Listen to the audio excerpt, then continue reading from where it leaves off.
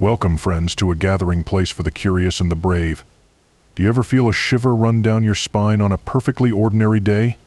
Does the rustle of leaves in the wind sometimes whisper secrets in your ear? We delve into the realm of the unexplained. These are true stories, whispered through generations, passed down from campfire to campfire, each one abrush with the unseen. So settle in, adjust the lights, and prepare to be chilled. Tonight, we share true scary stories. My two favorite things in the world are my dog and hiking. I hike all year round for the most part. Every season brings out a different aspect of nature that I love. My favorite time to hike is right now, though. I love that September into October season.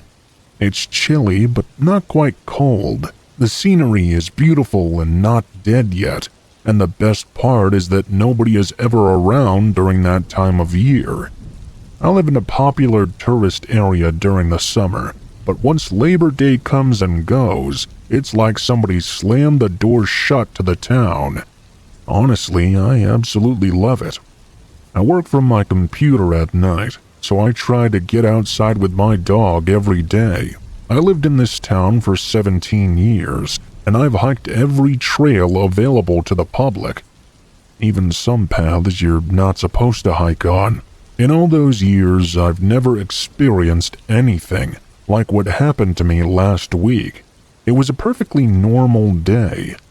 I took the dog out at around 10 a.m. and started hiking into the woods behind my house.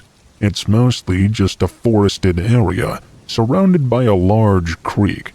I don't actually know if it's a private property or a state property, but all of us who live over there by the creek hike these woods, and nobody ever says anything. When we were walking down by the water, my dog suddenly started to growl, and she started to become very irate. This attitude was not like her at all. I tried to calm her down, but she just kept growling and whimpering. While I was trying to calm her, a man ran by us through the creek, then stopped on the other side of the water. I froze for a second out of sheer shock. It scared the heck out of me. It's also not like the creek was just a puddle of water or anything. It was moving fairly quickly, and this dude just jumped in and ran through it like it was nothing. I didn't know if he was paying attention to me, so I tried to hide behind some bushes with my dog. She was growling, but she was quiet enough there was no way someone would hear her on the other side. I peeked through those bushes. The man was still standing on the other side of the creek, except he was clearly now staring right at me. I wasn't sure if he was looking at me specifically or just in the direction he thought I was. That was until he decided to speak. It was like a nightmare come to life. In this low, growling voice, he said, "I see you." I ignored him at first, and then he said it again. Now he just began to repeat himself over and over. "I see you. I see you." In case it's not obvious, I was paralyzed. I was afraid. I continued to try and peek through the bushes. This was clearly some middle-aged man. He wasn't super tall, maybe 5'6" or something, and a little round in the belly. In the blink of an eye, he started rushing toward me. He sprinted across the creek, splashing water everywhere. My poor dog was going insane. At this point, fight or flight mode kicked in. I decided to stand up and step to this guy. When he was inches from me, I puffed up my chest. He stopped dead in his tracks. He was so close I could have hugged him if I wanted to. He gave me this great big smile. I'll never forget those disgusting yellow teeth. Before I could say or do anything, he leaned in a little closer to me and shouted at the top of his lungs. It was the loudest, most blood-curdling scream I'd ever heard. After that, he started to laugh, then ran back across the creek. He basically just stood there, now laughing again. Reception was spotty in these woods, but thankfully I had enough service to call the sheriff, who happened to be a good friend of mine. I decided to stay close to the man till the sheriff arrived. I didn't know if he was dangerous. and I didn't want him running around the woods behind my home. The sheriff arrived several minutes later. Thankfully, I wasn't as deep into the trail as I thought I was. He arrived with 2 other officers, and they slowly approached the man. They weren't aggressive at all. They were just trying to talk to the guy. He must have felt threatened, though, because just like that, he abruptly charged.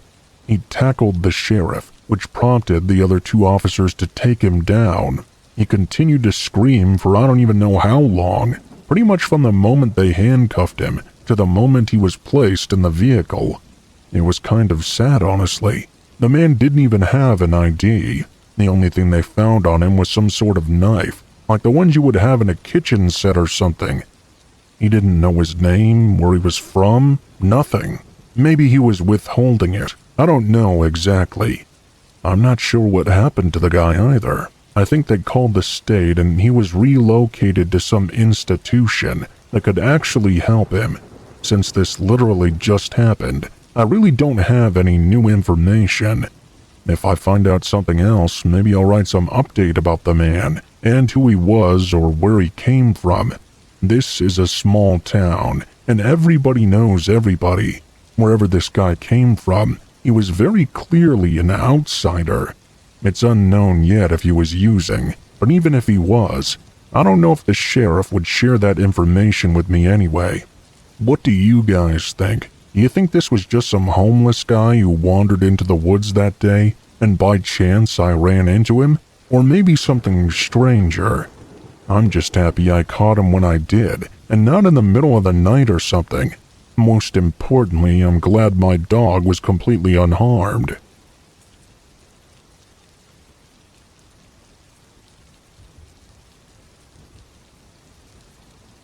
This took place a few years back. During that time, I moved into a new apartment. It had 1 bedroom, 2 bathrooms, and was a lot nicer and larger than my previous one. Shortly after I moved in, I met one of my neighbors. As I was going into the elevator, he told me that his name was Steve. Honestly, he seemed to be pretty nice. I remember we talked briefly, and he said that he lived at the end of my hallway. At the end of our conversation, I remember Steve suggesting we should hang out sometime. I was kind of glad I seemed to have made a new friend so quickly after moving in. I wasn't really sure if I would hang out with him or not, though. That day, I went off to work and got back at night. I went straight up to my apartment and went inside. Things were really quiet now. It was really late. I was hanging out sort of in the kitchen area when I heard the sound of someone walking down the hallway. The only reason I even heard it at all was because it was sort of by the door and my apartment was so quiet. For some reason, I remember feeling somewhat curious. I walked over to the door and looked out the peephole. I just wanted to see who it was walking by. When I looked out, I saw Steve. He was standing there in the middle of my hallway, looking at my door. Honestly, it was really strange to see. After a few seconds, he started walking. I thought he was going to walk away. I figured maybe he was just passing by and going to his own apartment. I didn't know why he would stop in the middle, though. After he took a few steps, he suddenly turned around and moved closer to my door. He got right up next to it. I almost backed away, but I didn't. He was just staring super close at my door. And I was sure for a second that he was going to knock on it or something, but he didn't. He just stood right outside looking. He then backed up a bit. And stood at the other side of the hallway. He was still looking at my door, though. He started walking back and forth, almost pacing around. I was kind of surprised at what I was seeing. I didn't really know what to think. To be honest, it was kind of creeping me out. I didn't think he knew I was at the door or anything, though. I decided to back away because I didn't want to keep looking at this. It was freaking me out too much. I tiptoed away from the door as quietly as possible, then went into my bedroom and quietly turned on the TV to distract myself. I couldn't take my mind off it, though. There were still no knocks on the door, and he never tried opening it either. About 5 minutes later, I got up and went back over. I wanted to see if he was still doing that weird stuff out there. He now appeared to be gone, but I still didn't know how to explain what happened. After that, I went to bed. The next day, I got up and was heading to work. Believe it or not, I saw Steve walking down the hallway toward the elevator again. I felt really awkward seeing him. He smiled and said hello to me in a very cheerful mood. I said hi back and asked him how he was doing. He said he was good and asked me what I did last night. I told him I worked late and came home and went to bed. I asked him what he did. He told me he had been gone all night and got back really late after midnight. Well, obviously that was not true. I had seen him in the hallway outside my door at 10 p.m. I didn't ask him anything else, though. After that strange situation, I didn't want to confront him. For some reason, I didn't feel that safe around him. We both went our separate ways, and I went to work. When I got back home, I was a little concerned something else like that might happen. I thought I might want to try to avoid seeing him in the hallways or something. But the crazy thing is, I never once saw Steve again. I kept thinking I would run into him or something, or see him in the building somewhere, but I didn't. After a few weeks, I sort of got to know a few other people who lived in the building. I asked one of them about Steve, and if he still lived there. I was told he didn't live there anymore. He had been evicted several weeks back. They added that he seemed really strange to them. I didn't bother to tell them about my experience with Steve. I found that interesting, though. I'm not sure why exactly he was evicted. I'm just glad he moved out. It was a very strange situation. Luckily, I don't have to worry about it anymore.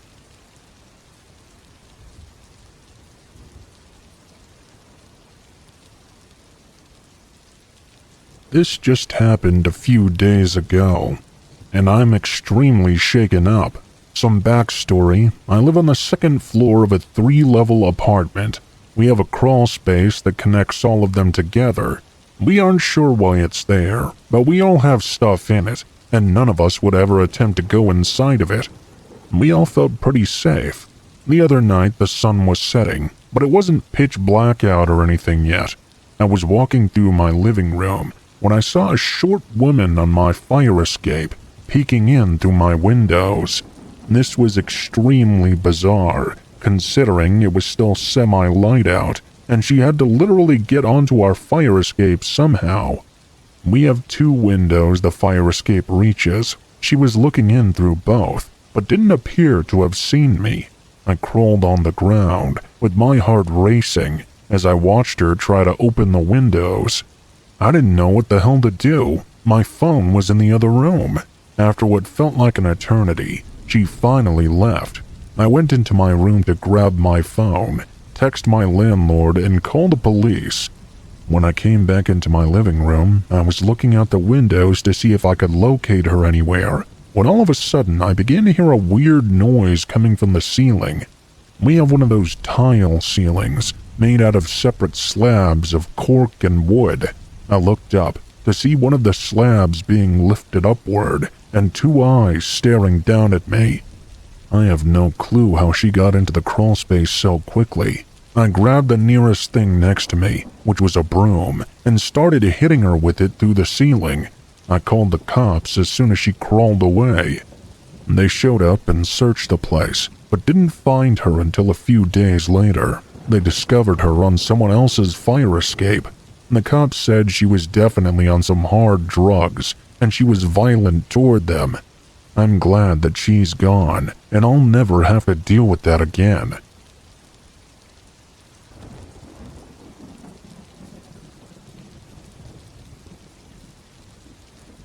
My family at one time volunteered at a veterans homeless shelter quarterly.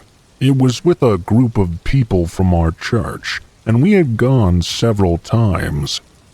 I had a small baby I was wearing on my body, with a wrap while serving the food. I would occasionally mingle and talk with the veterans while they all ate their food. One evening, I was speaking with 2 men at a table when one of them asked me where I lived. I didn't take it to mean anything other than the general town I was from. I figured there was no harm in telling him. It was nowhere near where this shelter was. That was when the other man sitting at the table, who I had never seen before, looked at that guy and told him exactly how to get to my home. He told him the address where I lived. He then looked at me and said, "I used to live on a hill across the road from you.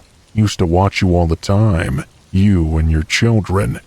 That was the last time I volunteered anywhere like that.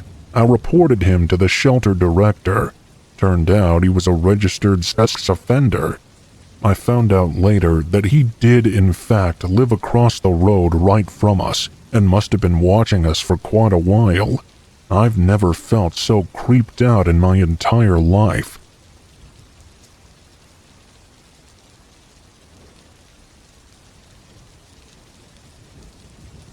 This story happened a few years ago.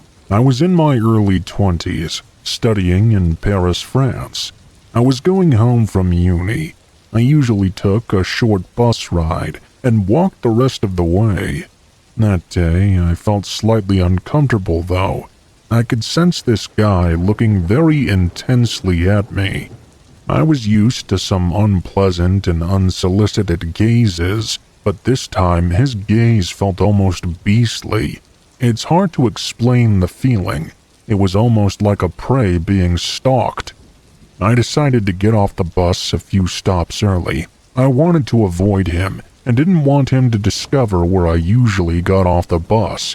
Like I learned in the movies, I waited until someone else pressed the stop button and waited until the last moment to stand up and leave. I didn't notice him getting off the bus with me. Just as I was feeling relief of having escaped an uncomfortable situation, I glanced over my shoulder. There he was, a few meters behind me. I had a distressing feeling as his gaze averted away the moment I turned. I walked into a shop, took out my phone, and pretended to be taking a call.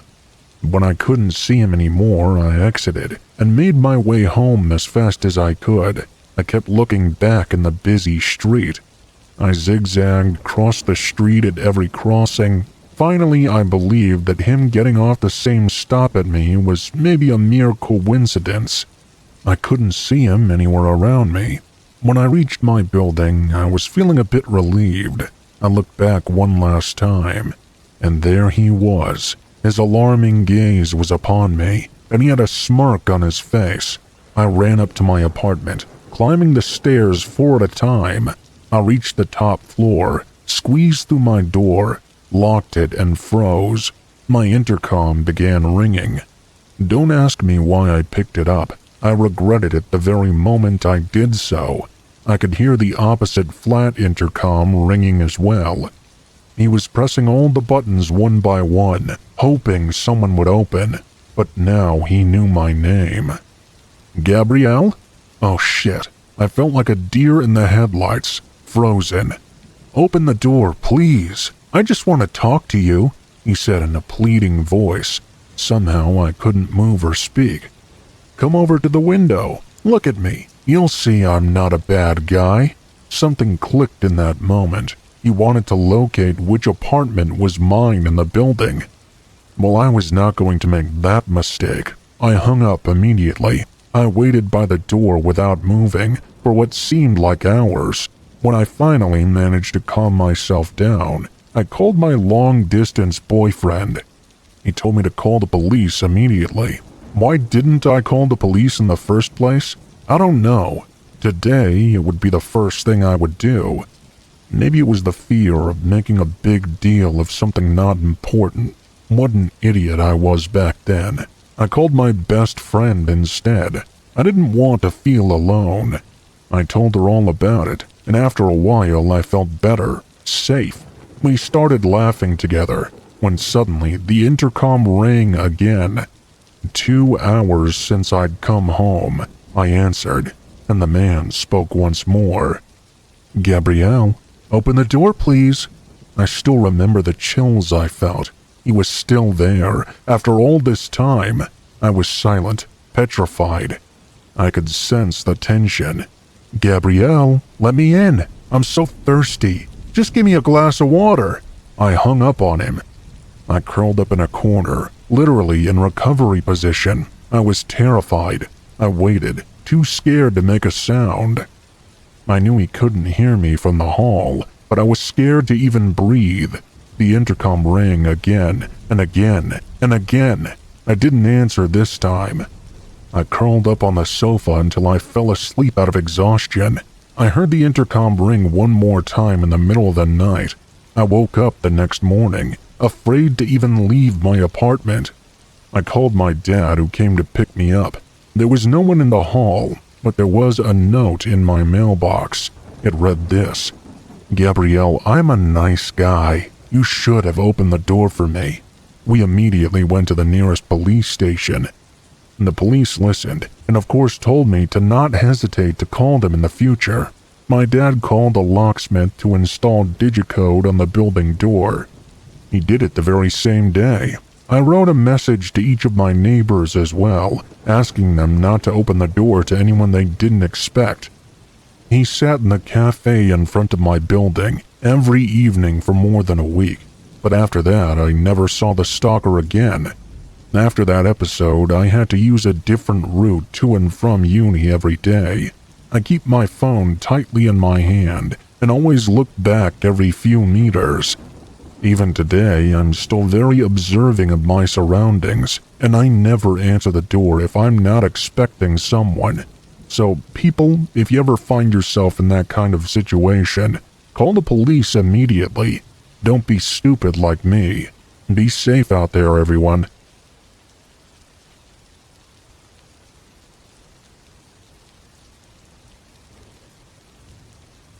This may be short because I don't remember a whole lot since I was 7 at the time this happened, and my parents never told me much. I'll include the key details I do remember. When I was 7 years old, I went to a small school in our little oil-field town in Alberta. There was this guy named Daniel. I don't know if that was his real name, but when I think of him, my mind always defaults to that. Well, Daniel had slept with my mom ages before I was even conceived. Somehow he got it into his head that I was his child, full-blown delusional. So Daniel decided the smart and rational thing to do was stalk me everywhere. Apparently, he drew out a map to my school, found out my name, figured out how old I was, took photos of what I looked like. I have no idea how he managed to get this much information without being caught. My mom never used any social media or anything, and he lived in a completely different province. Mind you, I had also never met this man before. Daniel decided that one day he wanted to take it a step further. He had been ranting to his wife about me and kept telling her I was his kid. He was going to drive from British Columbia all the way to Alberta, grab me, and bring me back to BC with him. He was convinced I was conceived earlier than I was, and I had to be his kid. My mom had made up some conspiracy to hide me from him. He made a whole elaborate plan for how to abduct me, down to the exact date and time he was going to do it. Luckily, his wife decided to call my mom and warned her before he could do so. My mom put various safety measures up, like making sure I was always in groups and I had to be home by 4, etc. I was only told about all of this when I turned 14 years old. I still don't have all the details, and obviously he never ended up going through with his plan.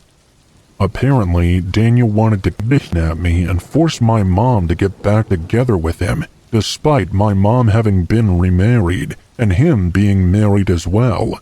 What a real creep.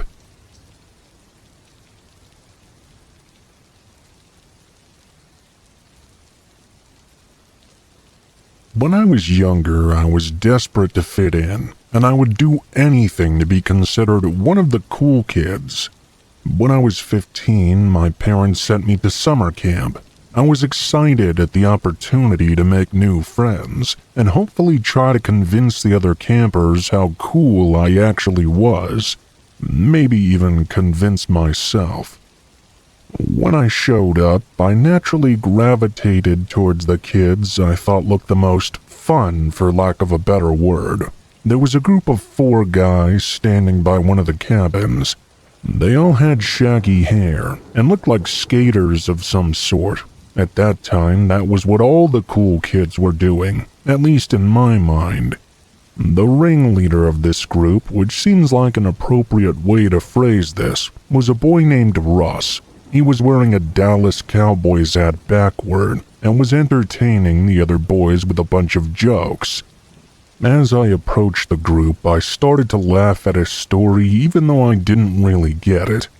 My fake understanding of the story, though, was enough to be accepted by all of them. A few days into the camp, it was clear to me I'd made the right choice of cool kids. All the younger campers thought this group was the coolest, and all the campers our age laughed at what we said. We quickly became the funny guys. We were getting in trouble almost daily for fooling around. This was right around the time of Johnny Knoxville on MTV and all that stuff. So we thought we were so awesome doing a bunch of dangerous tricks and stunts all around camp. Russ even managed to convince one guy named Michael to jump off the roof onto a tree, claiming he'd done it 1,000,000 times. Well, Michael did this and the branch snapped, causing him to fall down. I think he actually broke his arm. Russ didn't get in any trouble, and Michael was forced to leave the camp. It was at that moment I started to realize that Russ may not have been quite the cool guy he thought he was. As camp progressed onward, I started getting more annoyed by Russ. Maybe I was growing more mature, or maybe I saw through his little games. Either way, I was kind of going through the motions now. At first, everybody loved Russ, but now everyone was starting to get very fed up with him, much like I was. He was completely obsessed with these pranks, and playing pranks on everyone he deemed to be nerds or lesser than him. One night, our group was sitting around our bunks telling scary stories, and stories about things that happened in our hometown. That's when Russ stepped in and had to one-up us in a confident and arrogant voice. He started to tell us a story. He said, "You guys think those are scary stories? Wouldn't you all like to hear this one? I was waiting for the right time to bust it out, but tonight seems like a good one." I told you guys before that my brother went to this camp years ago. When he was my age, he said that out in those woods, there was an old abandoned shack. Not far from here, actually. It's in the direction we don't travel for hikes and other activities. It's haunted. Actually haunted. The old camp director used to murder his victims in that shack until he was caught and died trying to escape. And they say his spirit still haunts it. If you go visit that haunted shack on quiet nights like this, you can hear the ghostly spirits of all those poor souls. I didn't believe his story for a second. I'm not a paranormal guy at all. Apparently, though, the rest of the guys did. They all looked like they were just about to cry. I rolled my eyes, and Russ continued with his story. Since I didn't believe my brother, he told me exactly how to get there. If you guys are down, we could go find it right now. There was an immediate protest from the group. I spoke up first. "No way, dude. Not because I'm scared of your dumbass ghost. I'm scared of getting caught and kicked out." Russ laughed and called me something I'm not allowed to share here. They always have a way of manipulating people into doing what they want, those types. After several minutes of debate, he got everybody to agree to go except me. I was, of course, labeled the coward of the group. He told me, "If you're not scared of ghosts, you won't mind being the one that enters the shack. If you do that, we'll have to tell everyone here how tough and brave you are." Yeah, sadly, that's what he actually said, and it worked on me, more out of anger and annoyance than anything. I agreed to go. We started walking into the thick brush of the forest. Once the camp lights were out of sight, we turned on our flashlights as we traveled through the part of the forest where there weren't any trails. There was barely enough room to even walk. I'm not sure exactly how far we went, but after a while I couldn't believe my eyes. There really was an old decrepit shack, dominated by the nature surrounding it. I started to hear my bunkmates whispering and sharing some banter. I started to think to myself that maybe Russ was telling the truth after all. He demanded that I go check it out. I'm not gonna lie, I was scared. I thought about his story, and even though I don't really believe in ghosts, being around this abandoned shack in the middle of the night after hearing that story would be enough to scare anyone. Honestly, I felt like I was going to pee my pants. I started to get egged on by the group though, shouting stuff like, "I thought you were so tough. What happened to that?" and other forms of mockery. Well, now I just had to check it out. I might as well since I was already out here. I made my way to the door and barged through. I was able to make it inside. This was bigger than a shack. It was more like a small cabin actually, the size of a studio apartment. Inside was completely destroyed. As I walked through, I shined my light, and I noticed something strange on the ground. There was a bottle of beer. I'm not joking. It was cold when I touched it. I could see the perspiration ring from the bottle on the wooden floor.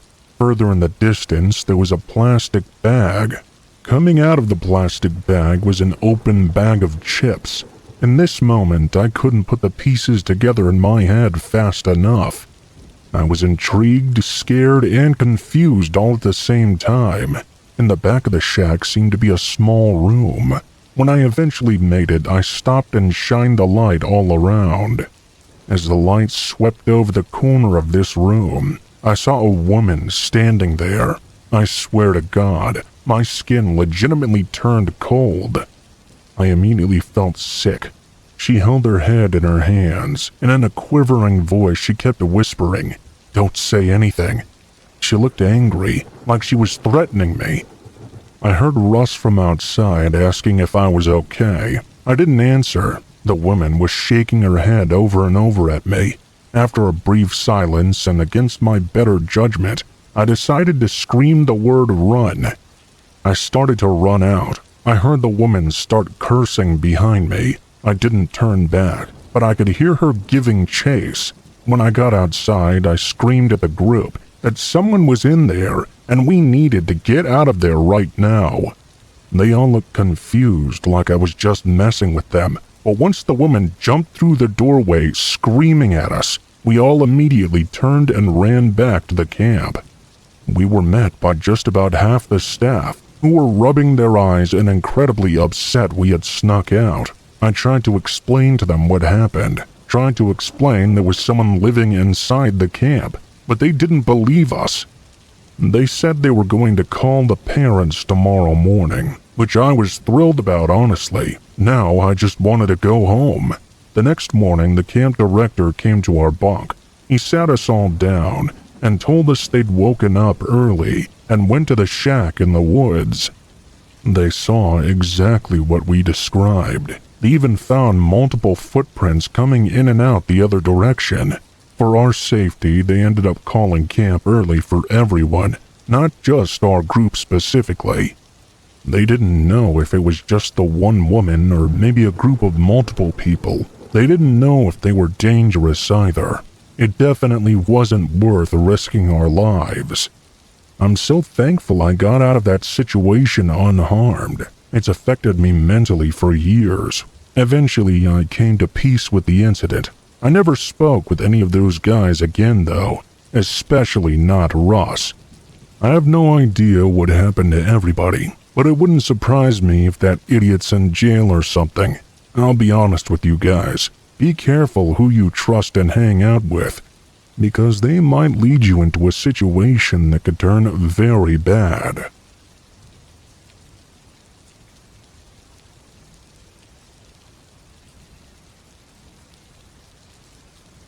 When I was 14, I had a boyfriend who my parents would not let me see.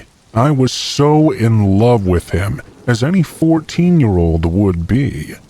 So much so that I decided it would be a good idea to sneak out of my home at 3 a.m.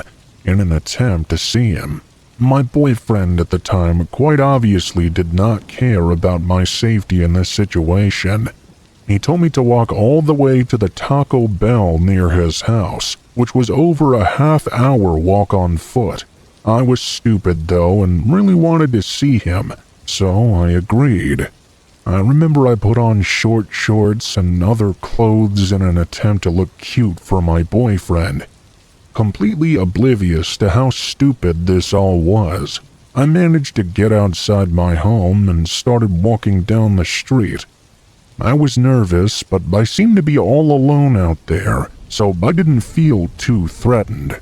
Right as I was passing the power lines, though, a pickup truck turned onto the road and started slowly driving toward me. The part that scared me the most was when the car turned and stopped right in front of the power lines, basically trapping me in. I saw the man inside the car looking at me. In that moment, I got so scared I just took off running as fast as I could in a random direction. By pure happenstance, I ended up right next to the house of a kid I was friends with from school. I started knocking on his window in a panic. He opened his blinds and I explained what happened. He said he would tell his older brother. I begged for him to drive me down to the Taco Bell, but instead he insisted on driving me home. Needless to say, I did not get to sneak out much that night, and I didn't ever try that again. I still wonder what that guy's intentions were from doing that.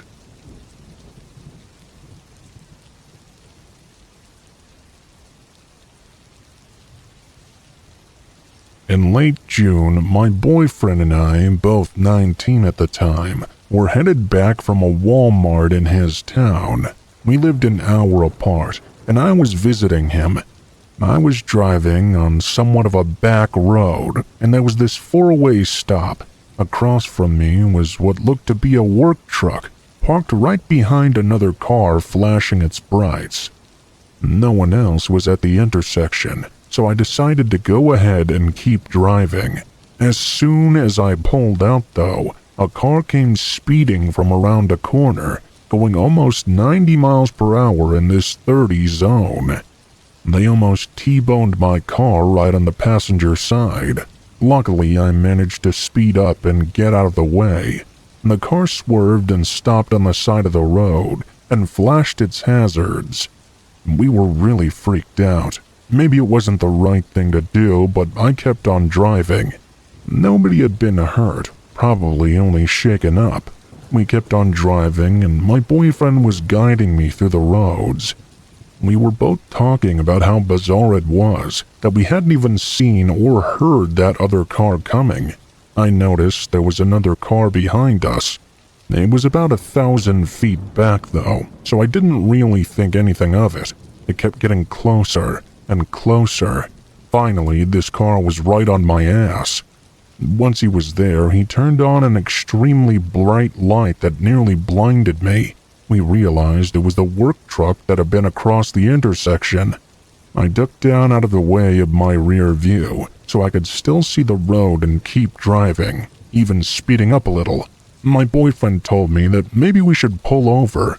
Maybe somebody was hurt, and they were trying to flag us down. We were on a back road, though, with absolutely no light posts and nowhere to pull in that was well lit. Absolutely not. Eventually, I had my boyfriend hold the wheel for me because I couldn't see at all. The lights were blinding me. My vision was blurry and spotty. I started to pull into a neighborhood, but the truck started passing me. We almost got into another accident. The neighborhood we pulled into was dark, of course. The truck slowed down to a stop and backed up so it was directly behind us, still on the main road while we were parked in this neighborhood. The driver started shining a flashlight at my car, mostly at me. Then it went over to my boyfriend. After it flashed over him, The lights shut off altogether, and the truck pulled off and left immediately. My boyfriend and I were shaken up. Once I regained my vision, I drove us back to his apartment, wary of the cars around us. We told his dad about the strange occurrence, and he said it's a good thing we didn't get out of the car, that people got murdered all the time from this stuff. We thought it was just weird, but thinking back on it, that driver probably saw me and targeted me. Once they realized there were 2 people in the car, though, they didn't want to deal with that and left. They really wanted me, it seems like. But what do you all think?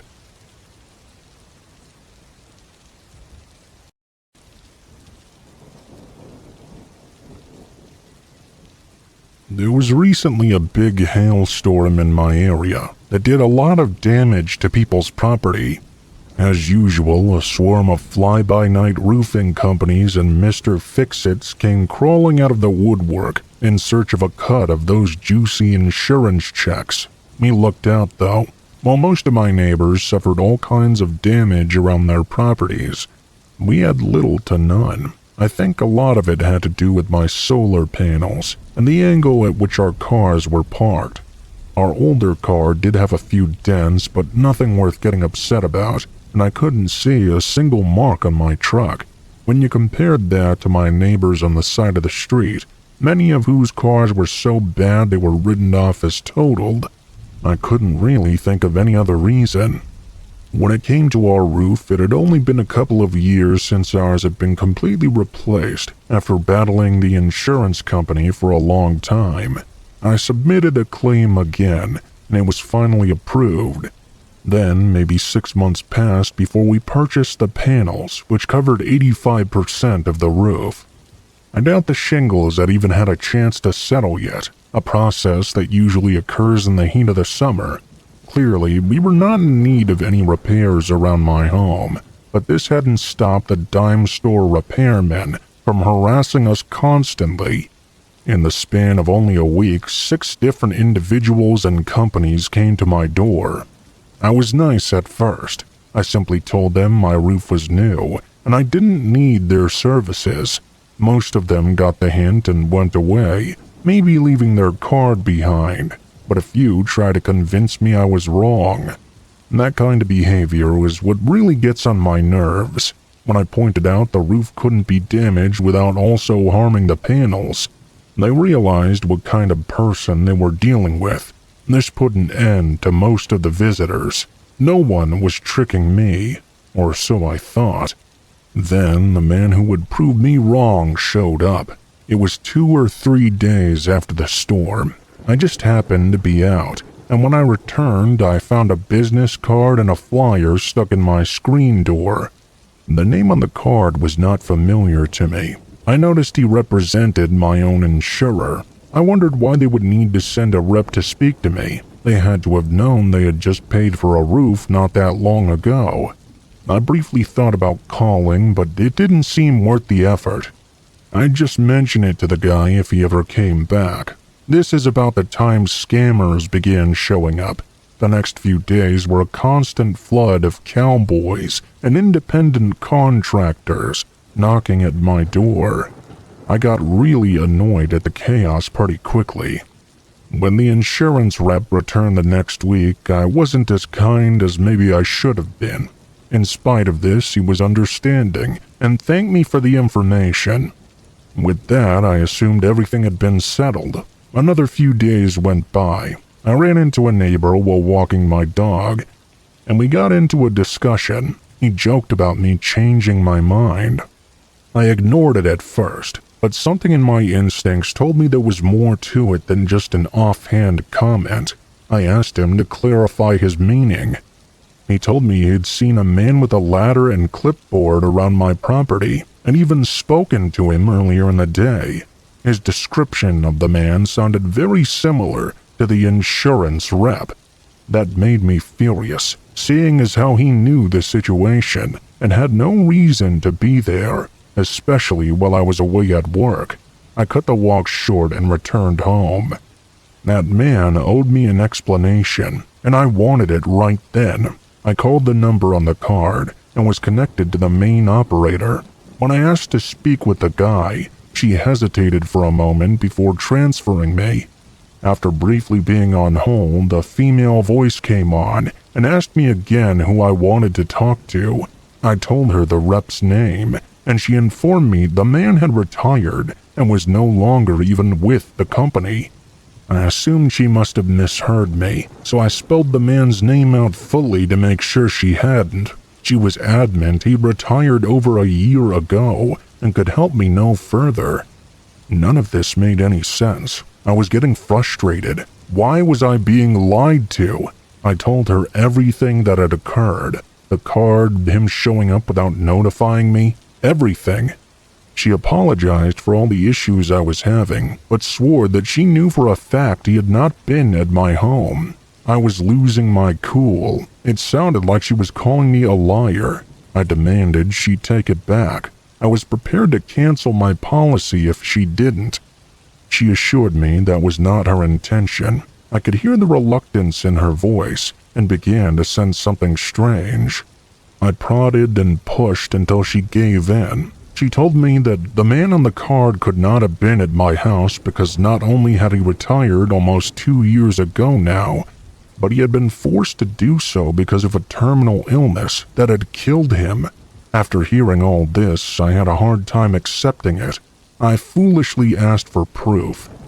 She raised her voice and said they had been close friends. I could hear her beginning to sniffle and realized that maybe I had gone too far. I apologized and explained my confusion and concern. After speaking a little while longer, we realized it was a man posing as that employee, possibly to appear more professional. He had received some cards from the rep in the past most likely, and now was handing them out to me. I finally cooled off. The entire situation was clear to me. He had used the information gleaned from a seemingly casual conversation to try and plan a break-in of my home. I had given him all types of information, including when I worked. He must have been in the course of a robbery, but was scared off by the sight of my neighbor. I never thought I'd be grateful to anyone for being nosy, but it appeared that I benefited from it greatly. All of this is just conjecture, of course. Without any proof of forced entry or the like, though, it's gonna have to do. Looking back, I feel stupid of being so trusting of some random stranger. He must have known the card would work on some idiot. Turns out I happen to be that exact idiot. It also explains why he was so forgiving of my brashness in light of what occurred. I no longer speak to strangers coming to my door for obvious reasons. I encourage anyone hearing this, should they be so unfortunate to have severe weather in their area, to be very wary of the people it attracts. I thought I was wise to all the tricks, but this really proved me wrong. If you don't contact anyone to come to your home, they shouldn't be trusted. There are a lot of underhanded people out there, and their numbers will only grow. Make a plan and follow it. Otherwise, you may not be as lucky as I was.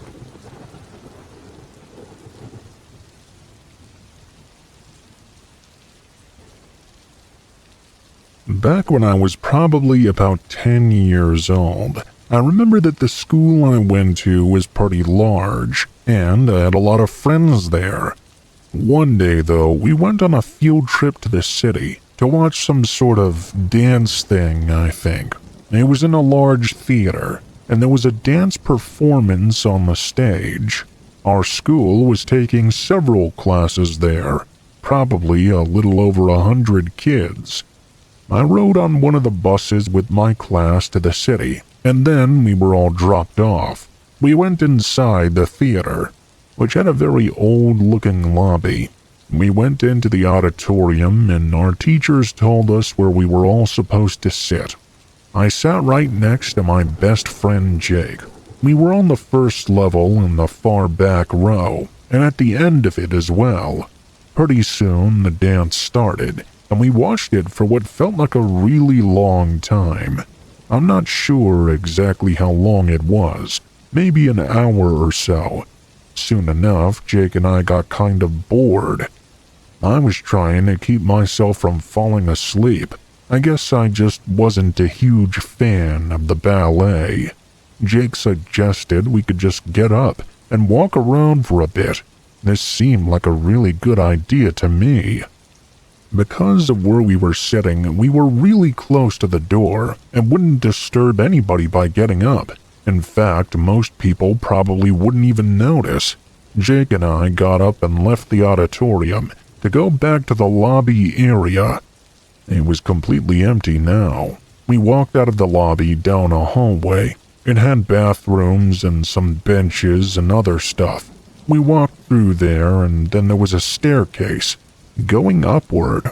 We were curious about that, so we started going up the stairs. They led to the second level, which was basically another lobby. It went to the seats on the upper deck. We explored a little bit more. There were some other cool rooms up there. There was a small area that had lots of pictures of performances that had taken place in a theater. There were also many other hallways and rooms as well. A few people were around, but it was not very many. It was interesting for us to walk around and explore. Much more so than the ballet, I thought. As we were walking around, I remember noticing this odd woman on the second floor. She had shorter blonde hair and was wearing a winter hat. As we were walking around, she seemed to be following us. At first, I thought she must have worked for the theater, and we weren't supposed to be walking around these areas or something. I knew she didn't work for the school at the very least. Jake and I decided after a while to go back down to the first floor. When we did, the woman stayed a ways behind us, but followed after us. She didn't approach any closer, and didn't try to say anything to us either. I remember that Jake went to use the bathroom on the first floor, and I stood around in the lobby waiting. The woman was just kind of standing around in the corner, looking toward me. I didn't want to ask her what she was doing, but it did seem kind of strange. After Jake got out of the bathroom, he came over to me and sat down on a bench in the lobby. That way we could talk and wouldn't have to be quiet. I noticed the woman had sat down in the corner of the room and was just looking at Jake and I. We talked to each other for another hour or so, then figured we should head back to the performance. When we got up, the woman was still sitting there in the corner. At this point, I was really assuming she must work for the theater in some way. Maybe she thought that Jake and I were up to no good. I did think it was really weird, though. We went back to our seats. I don't think anybody had even noticed we were gone for so long. We watched the rest of the performance, which went about 2 or 3 hours more. When we got up and left with everybody else, the lobby soon became very crowded. We each had to meet with our classes and take attendance before leaving. When we were out in the lobby, I noticed the woman looking at me from the distance. This was all so strange.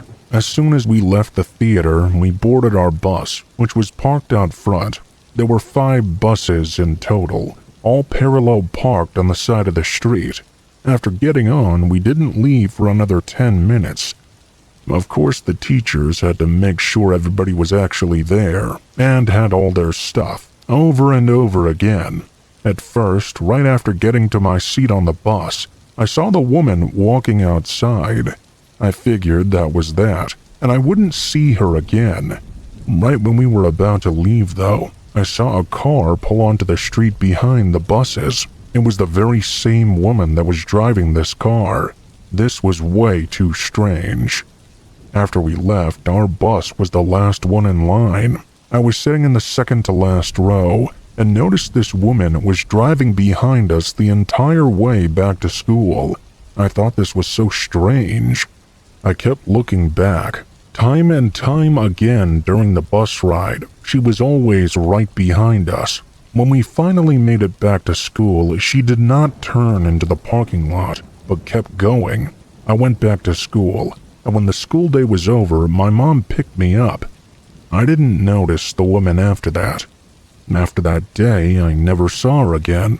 I'm really confused by who she was and what she was doing.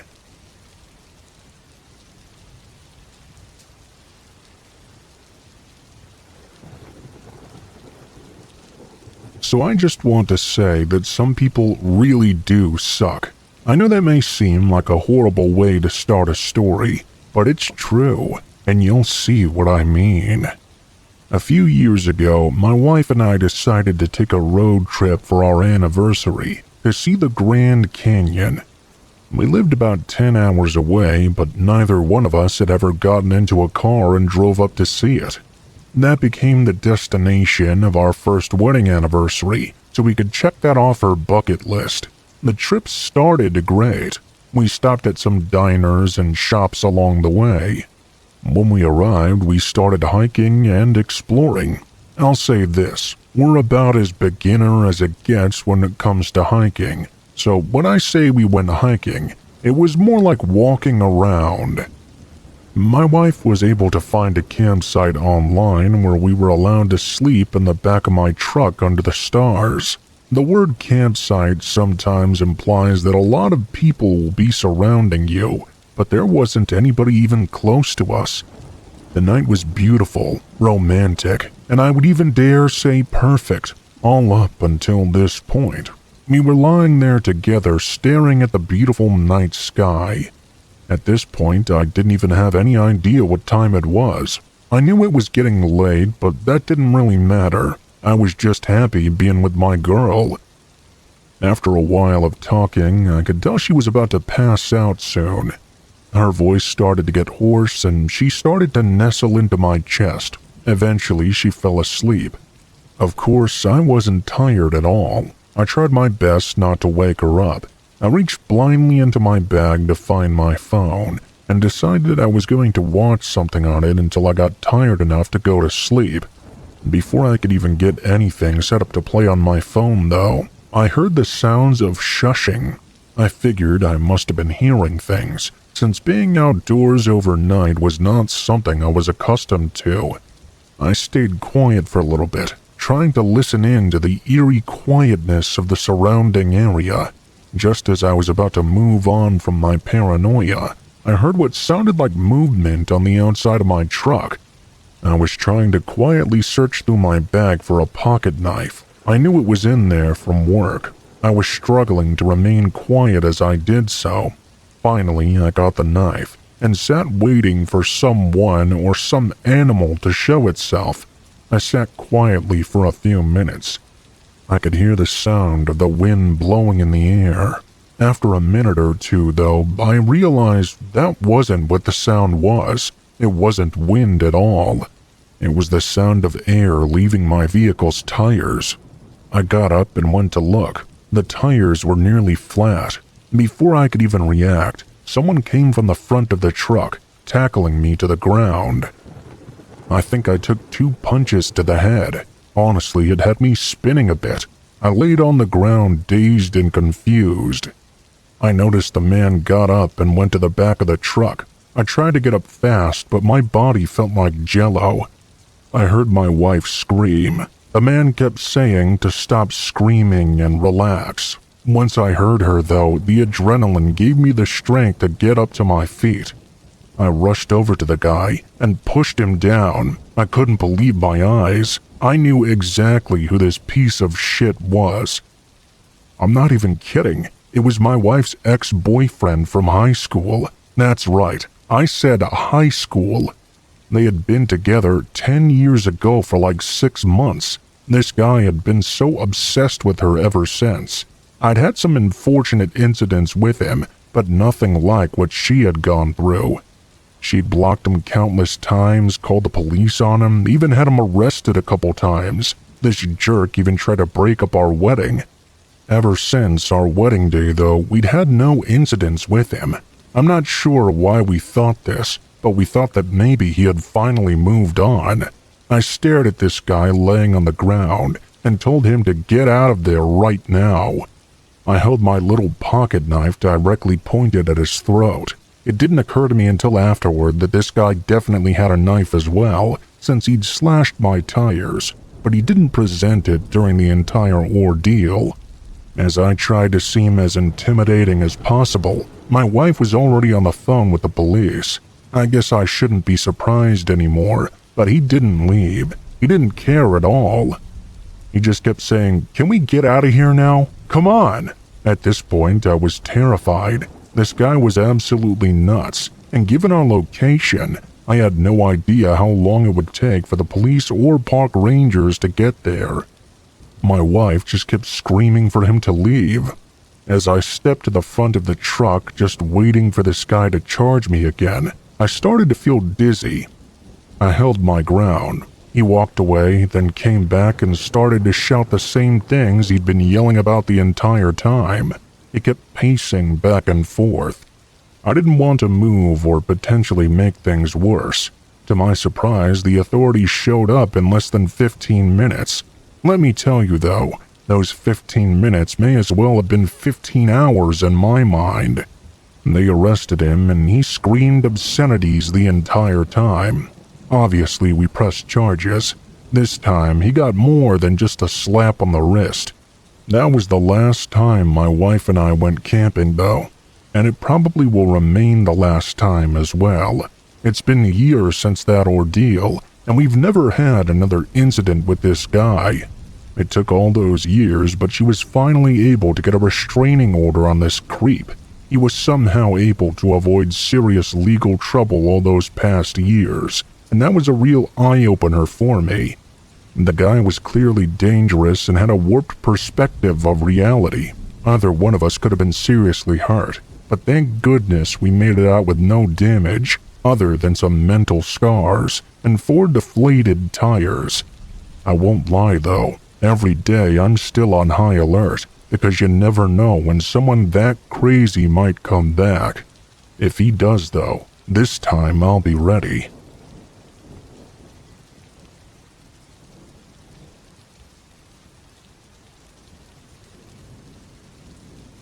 One time back when I was a kid, I was left home alone and told to clean the house. I think I was about 12. I don't remember where my parents were. I just know that I was all by myself, and I had chores I was supposed to do. One of those was to vacuum. Our house was all carpet in every room beside the bathrooms and kitchen. It was sometime in the late afternoon, but not quite dark out yet. I started cleaning by picking up the things on the floor that would get in the way of the vacuum cleaning. Then I hooked it up and started vacuuming. I remember our vacuum cleaner was really loud, but it was also very effective. I would always begin at one end of the home and methodically work my way down to the other end. There I would start doing the bedrooms. I was vacuuming and about 30 minutes to an hour went by. I'm not sure exactly how long it was.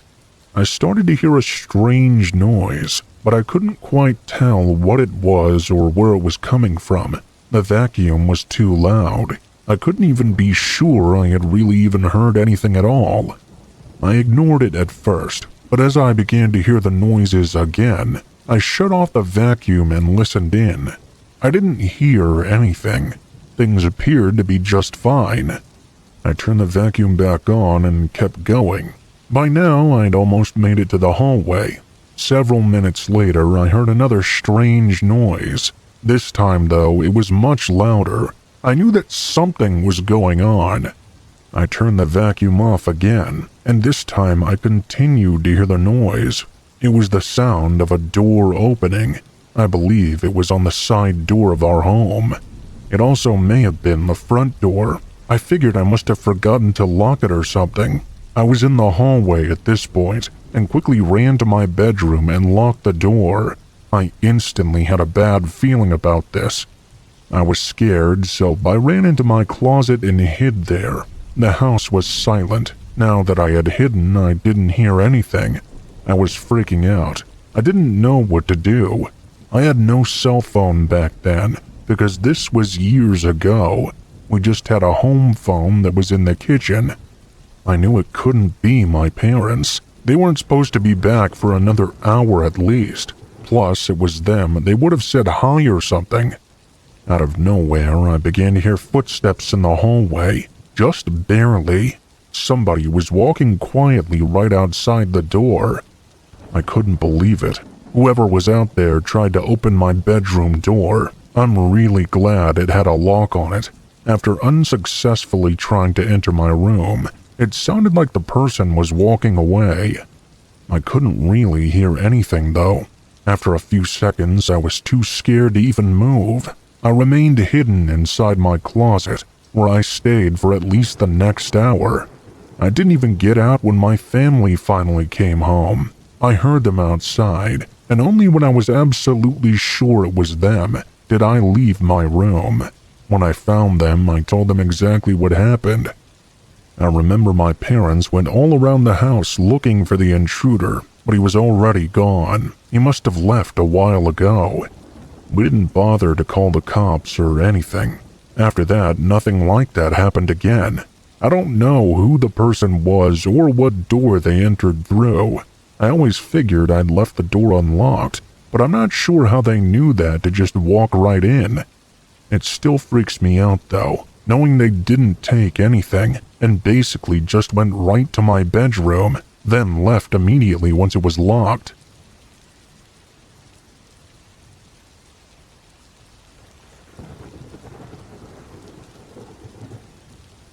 This is something that happened just a few weeks ago.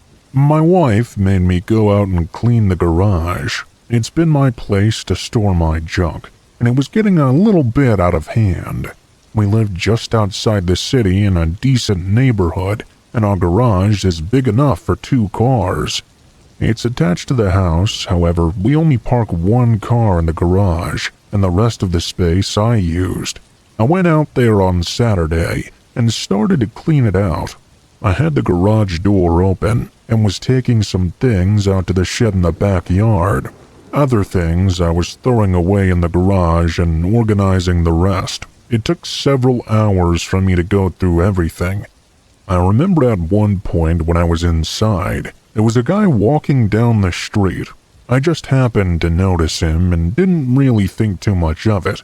I didn't recognize him or anything, and not a lot of people just randomly walked by, but it was not entirely unusual. For some reason, though, this guy seemed to stop right in front of our driveway. On the side of the street. Now he was about 75 feet away from me or so. After stopping, he started to look in my direction. I was still cleaning at first, until I realized this random guy was just standing there at the end of the driveway, staring at me. He appeared to have dark hair, and was of average height. He was wearing a bright red shirt. I stopped and stepped out of my garage, and called out to the man, "Hi, do you need something?" I thought maybe he was going to come up and talk to me, but as soon as I started walking out to him, he immediately turned and started moving down the street. He continued in the direction he had been walking in, before he walked out of sight. He was going fast, too. Soon enough, I didn't know where he'd gone. I thought that was really weird. I went back into my garage and kept cleaning out things. I finished probably less than an hour after that. It looked much better than when I had started. My wife came out and inspected, and was quite happy with the way things had gone. We went back inside after. Several hours later that night, I remember we were in the living room watching a movie. I was locked in on the TV screen, having some popcorn with my wife. Suddenly, she said, "Who's that?" I looked over and saw she was staring out the window our couch was right up against. I turned around and looked as well. There was a man standing in our front yard, right in the center of it. It was very dark out and sort of hard to see, but the man was just staring through the window at us. It was really creepy. When I looked closer, I realized it was the very same man as before. I told my wife I'd seen this guy earlier today when I was cleaning up the garage. He was just staring at me back then, too. I got up and walked over to the front door. I opened it and started to go outside. As soon as I did, though, the man ran off like he was a deer or something. He ran back onto the street and quickly out of my sight. My wife and I were both very confused as to who this guy was and what he was doing. I didn't know him at all. He wasn't a neighbor or anything I could recognize. The fact that he returned hours later at night to my house was really concerning. We hoped that he wouldn't be back. We finished the movie and checked out the window several more times in the process. We didn't see any sign of the man, and the yard remained clear. After that, we went to bed. Our bedroom is at the back side of the house. It didn't take me long to fall asleep like usual, but I randomly woke up in the middle of the night. This rarely ever happened to me. When it did, I remember sitting up alert right away and looking around for what had awoken me. Then I saw the window, which looked out to the backyard. The same man was standing there, right outside and looking in. It was the creepiest thing I'd ever seen. I turned on the light, and instantly he moved away again. I got up and ran to the back door. I threw it open and saw the man sprinting out of my yard. I yelled at him to leave us alone and to never come back. I'm sure that he heard me, but I don't know if he cared at all. When he was gone, I went back inside and covered all our windows up. Then I went back to sleep. After that night, we've been sleeping with all the windows covered, and I haven't seen that man ever since. I'm really hoping it stays that way.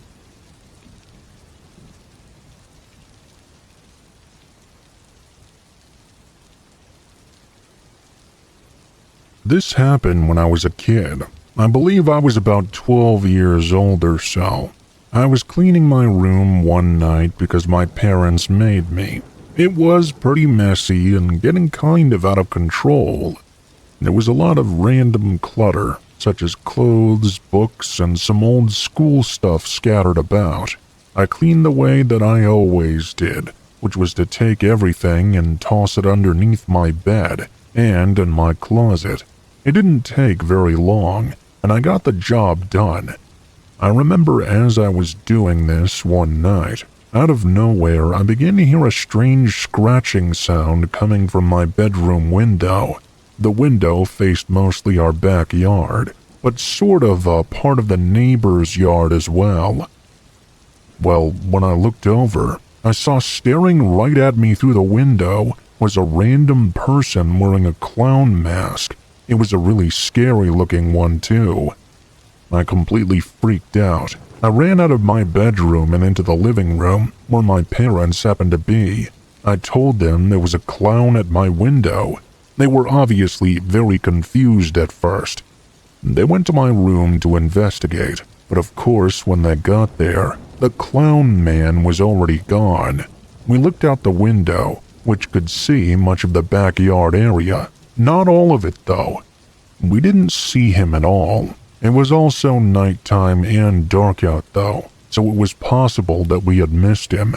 My parents decided to call the police, and I'm really glad that they did. We waited for them to arrive. I was scared the clown guy was going to come back. Thankfully, he didn't seem to. We spoke with the officers when they got there. I showed them where I was and told them everything that happened. They went outside and searched our entire property. Unfortunately, the clown man had already escaped. They did, however, find his mask behind a bush. It was laying on the ground. When they showed it to me, I was really freaked out. After the police left, I had a hard time getting to sleep that night, but eventually I did. I just remember I kept looking over to my window over and over. Luckily, the clown did not return. In fact, I never saw him again after that. I still think about it all the time, though. Who was that man in the clown mask, and why did he choose our house? There were 100 other houses nearby. Was it random, or was I targeted specifically? I guess I'll have no way to ever know.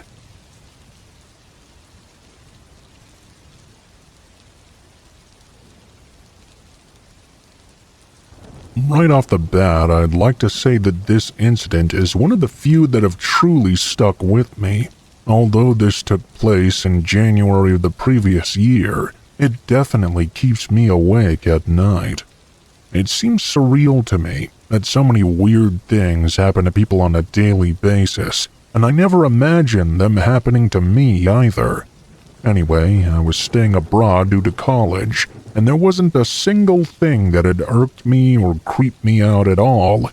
I lived in a relatively populated area. There were a lot of young women in my apartment, and even older women as well. I felt safe in my own home. Walking the streets was also safe, since there were always quite a few people around. There were apartments, parks, houses, full-time stores, and even small cafes. I'm pretty sure there were small motels too. Regardless, it created a pretty decent image of the area. Although the university taught the lessons in English for all the foreign students, I still wanted to learn the language to respect and experience the culture. It was really fun, and I made quite a few friends in those classes. One day, I was walking to a convenience store from class. I remember being pretty dazed and tired. It was around 8 p.m. or so, and the class had ended a while back.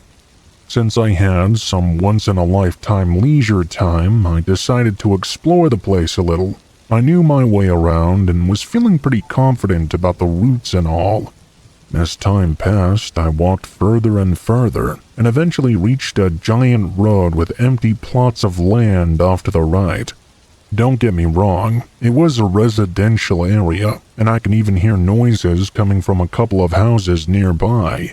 This is where it got a little weird. There were a bunch of houses, but as you kept walking toward the city and all the hustle and bustle, there was a secluded area of road and street lights. The convenience store was 4 kilometers away approximately. I was feeling uncomfortable and nervous too, because of a previous incident I'd had walking this stretch. I decided to stop and look around a little. There was nothing out of place. I decided to start jogging to get through this part a little faster. I was looking side to side and even back a little too. Not even 30 seconds passed by, when suddenly I bumped into someone. I felt a feeling of dread rush over me, and my hair stood on end. My palms started shaking. I apologized like crazy, simultaneously backing away and getting ready to bolt out of there like I was in the damn Olympics or something. The person was in front of me and started walking toward me in little steps, doing this weird swaying motion. It was almost like something out of a cartoon. While swaying, the person just repeated, "What the fuck?" over and over again. I say person because I genuinely couldn't tell if this was a man or a woman. They were wearing a large mask that covered their face entirely, as well as a hoodie and sweatpants. Their voice was muffled. The person started swearing and doing the weird swaying motion while reaching into their pants pocket. I saw a glimpse of something shiny. My instincts kicked in right then. I took the chance and fled that damn place. I looked back and saw them pulling out a knife behind me. I went to the store and told the clerk. They called the police and found 2 shoes in that spot, as well as the mask apparently. I never found out who that person was or what they wanted. I never saw them lurking around in the empty lots either. There were no bushes to hide in, and the light wasn't all that scarce, so I have no idea how they snuck up on me like that. I'm just glad I was safe in the end.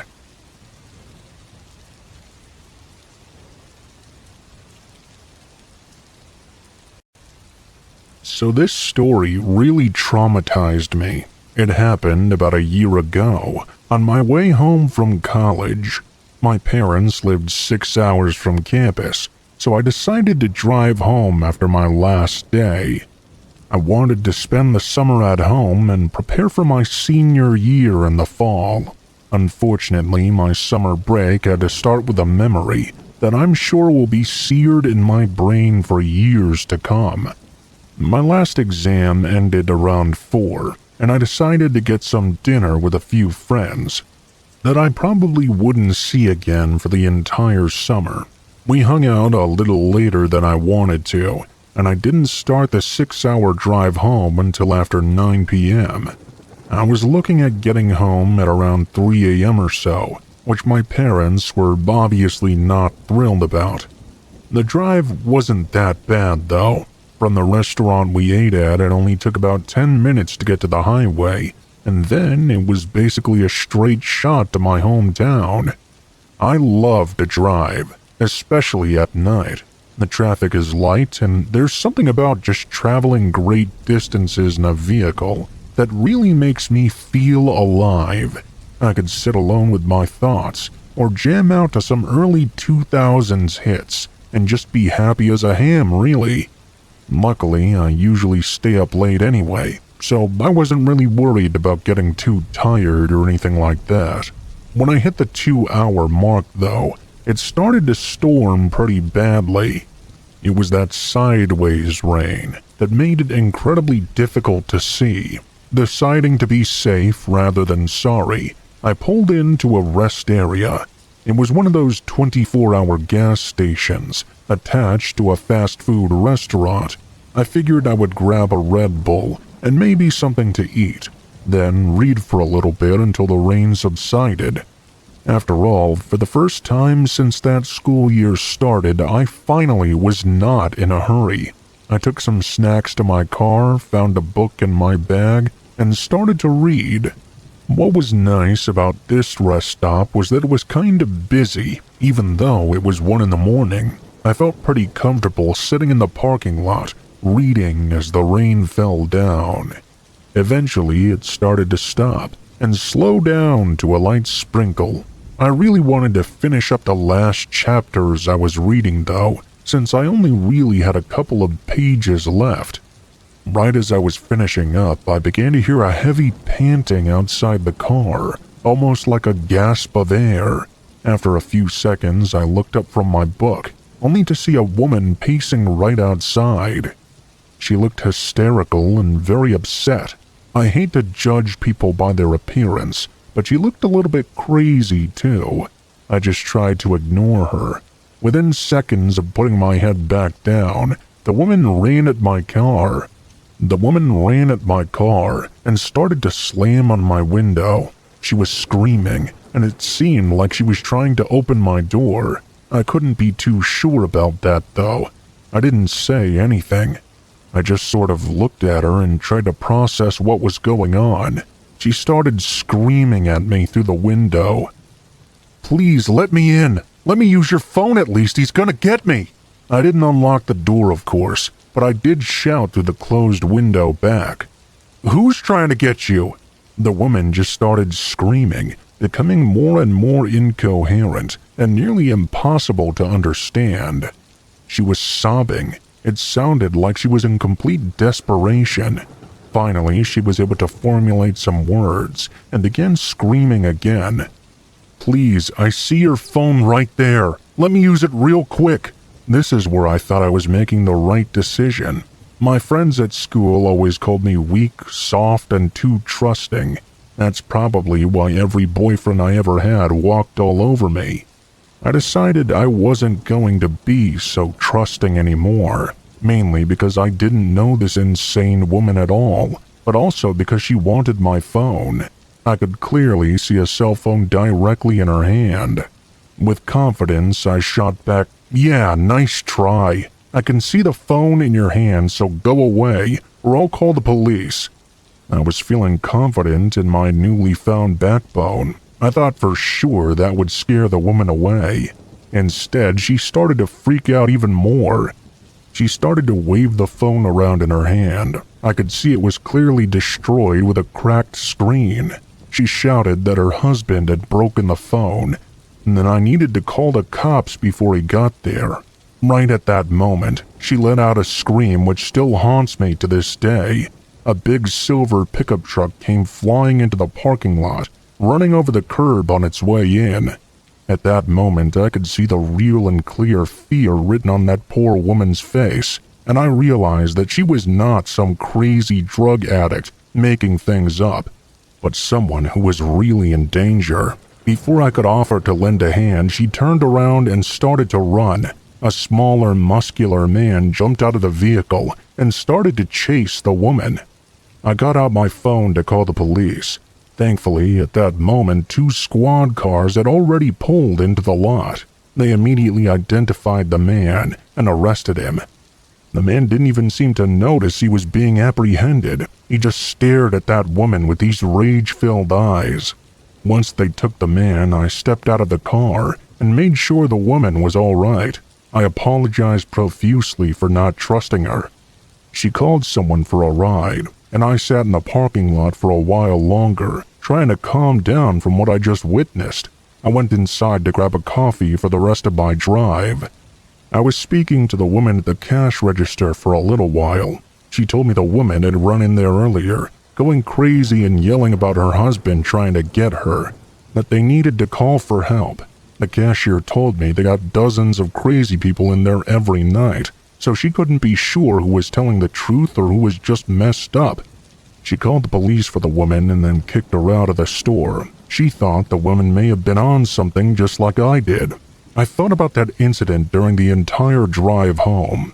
I realized I may have not been in direct danger, but the entire series of events really messed me up. The fear and pain I could see in that woman's eyes in that moment still makes my stomach turn to this day. The look of hatred in that man's eyes is something I'll never forget. I could clearly see he had serious, sinister intentions. I'll never forget the sight of him running full speed chasing that woman. To this day, I don't know what happened to the man or the woman, and most disturbingly, I don't know what motivated that man to do that night. Judging by his erratic behavior and demeanor, though, whatever he intended was not good.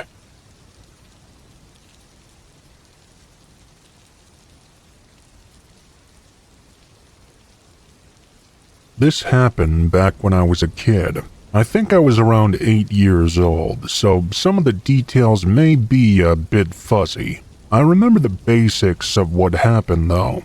I was in school, and my 3rd grade class was taking a field trip to the zoo. It was getting toward the end of the school year, and the weather was really warm. I remember that everybody was really excited for this field trip. We left the school and rode the bus to the zoo. After we got there, I remember we started looking at all the animals. The zoo was a pretty large space, and had several different areas as well. We got split up and went into different groups that would be in certain spots. After a while, the groups would move on to a different location. It wasn't like we were taking a tour. We could wander around a little bit, but we were supposed to stay within the area. We couldn't wander around the entire zoo. At least, that's what my memory of it was. As we were walking around and stuff, I remember being near the giraffes and looking at them for quite a while. Then we went into a building where they had a lot of fish and reptiles. Each place we would stay in for about 30 minutes or so. In my mind, everything was going great, and I was really enjoying it. But I do remember that while I was in the reptile and fish building, I was looking at one of the fish tanks. It was really dark in this particular room, and the building had several areas that were all connected. As I was looking at a big fish, I turned, and there was this man standing there who I didn't know. I wasn't exactly sure where he'd come from or how he snuck up on me without being noticed. I remember he was wearing these really big sunglasses. He asked me if I liked the fish. I said no and walked away. I wasn't trying to be rude. I just wanted to get away from this guy. The man didn't appear to follow me. Not long after that, I remember the group left that building. I remember that the 3rd spot my group went to was an area with some goats and other animals. All different kinds were there. They also had a few rides in this area as well. One was a merry-go-round with horses. There was also a train that basically went all around the zoo. The train seemed really interesting to me in particular, so I climbed aboard. It was really cool how it went through the entire area. There was one section that even went through the woods for a bit. I went on it with a few other kids. After the ride, we all got off, but I liked it so much that within a few minutes, we jumped back on for another ride. I remember I was sitting by myself in one train car kind of in the back. We left the station and were going around the zoo when we got to the wooded section. I remember specifically seeing a man hiding in the woods. He was sort of behind a tree. He peeked out and saw me. I'm not sure if anybody else had noticed him or not. It would have been hard to see unless you were looking right in his direction. I recognized the man instantly. He was the very same man from earlier with the sunglasses. Obviously, I thought it was strange for him to be hiding in the woods. Soon, we passed him by, though. I was on the train for the rest of the ride, and soon it concluded. It went back to the station. After getting off, I remember the teacher in charge of our group called us all together and said we were leaving. I was really confused. We hadn't seen all the animals yet. We were quickly put back onto the buses and told we were going back to school immediately. It was then when I found out why we had to leave. Apparently a strange man had been going around trying to convince kids to leave with him. When he tried to get one girl to go, she declined, and I guess she reported him right away. The man then ran off when they tried to question him. They had to have all the kids evacuate the zoo. And that's when I realized it was likely that very same man who I'd seen in the woods. That must have been why he was hiding there. I remember telling the school teacher about what I'd seen. I guess the zoo security was looking for him as well. We left soon after, and I didn't find out if they ever located him or not. I guess he could have easily slipped out to that wooded section. Looking back at the situation, though, it really creeps me out, knowing why that guy tried talking to me. I'm really glad I just moved away from him immediately. I don't know if he would have tried to grab me by force or what. Either way, I'm glad he wasn't able to convince any kids to go with him, and that everybody in my class was all right in the end.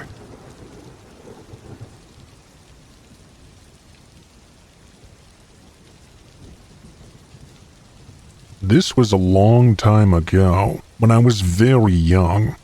I was still in school at this time. One day, we went on a field trip to a park. I don't really remember what park it was, or where it was either. I think I was around 7 years old, maybe. What I do remember is at the park where we were, a lot of us were playing around. I think I was playing with bean bags with someone else. My memory is a little fuzzy. I don't remember much about the overall look of the park at all.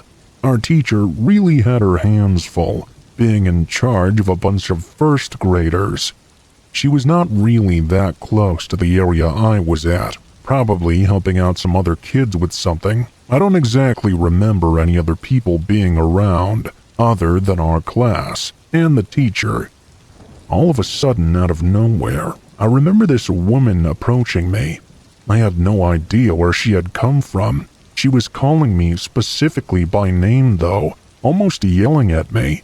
I turned to look at her and realized I had no clue who this lady was. I don't even remember what she looked like. I think she had blonde hair and glasses. She came right up to me and said we had to go right now. She kept on insisting that I come on and that she wanted me to go with her right away.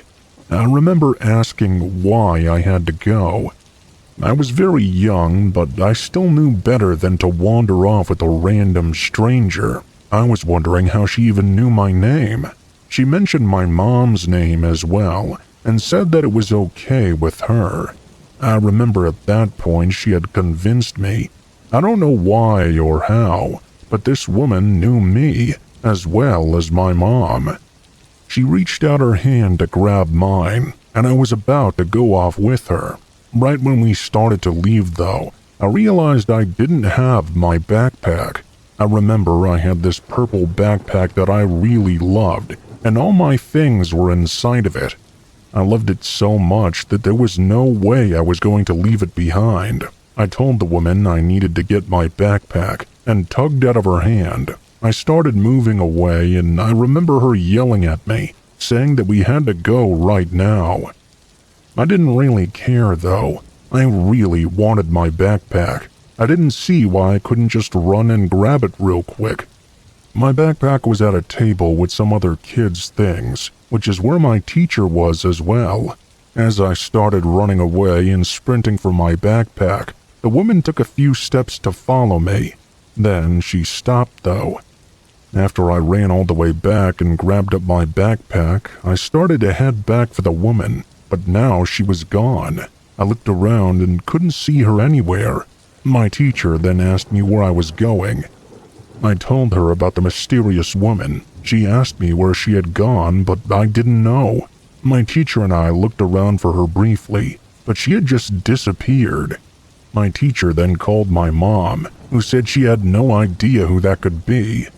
I remember that not long after this, the field trip ended abruptly, and we went back to school. I'm really glad I didn't go with that woman that day. I still don't know who she was, or how she knew me. It really gives me the creeps, knowing that she had been trying to abduct me.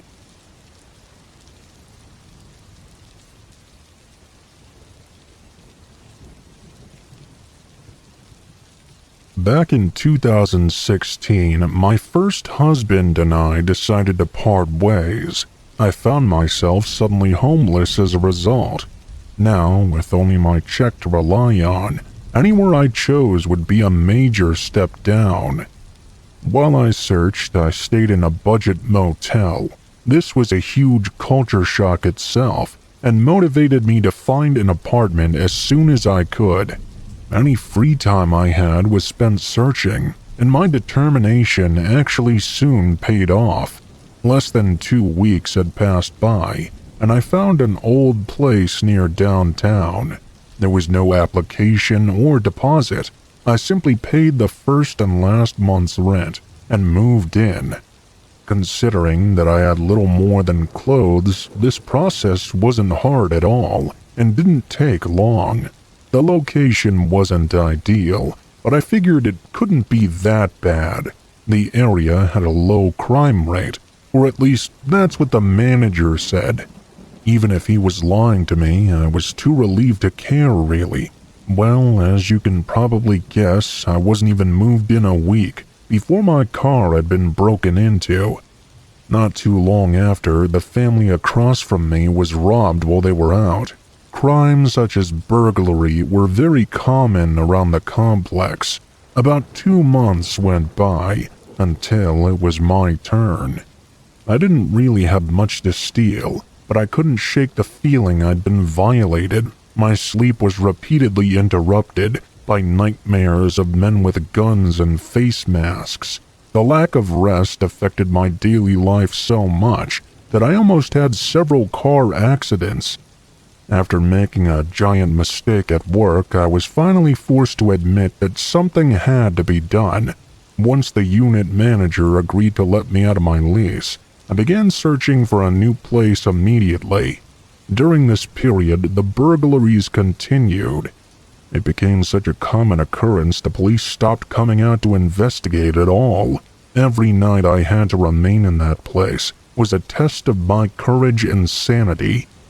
I was even more motivated than before to find a new place. When I did, I was almost declined because of the price. In the end, I realized I had to pay way more if I wanted security. I took that offering. My new complex was more like what I had grown up in. There was a gate with a code and everyone was friendly. I felt so much better after moving in. I must have slept like 13 hours on the first night there.